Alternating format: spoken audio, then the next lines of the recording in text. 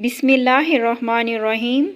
हज़रत उस्मान रज़ी अल्लाह ताला अन्हु बयान करते हैं, रसूलुल्लाह सल्लल्लाहु अलैहि वसल्लम ने फरमाया, जो शख्स वज़ू करे और खूब अच्छी तरह वज़ू करे तो इसकी ख़ताएँ इसके जिस्म से निकल जाती हैं, हत्ता कि इसके नाखूनों के नीचे से भी निकल जाती हैं।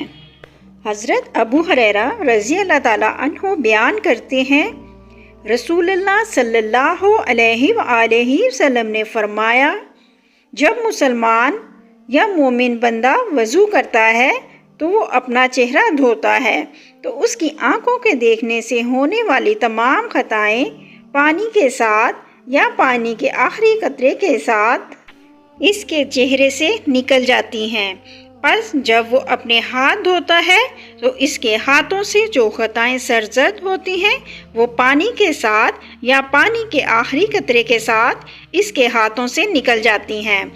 बस जब वो अपने पाँव धोता है तो इसके पाँव से जो खताएं सरजद होती हैं पानी के साथ या पानी के आखिरी कतरे के साथ इसके पाँव से निकल जाती हैं, हत्ता कि वो गुनाहों से साफ़ हो जाता है।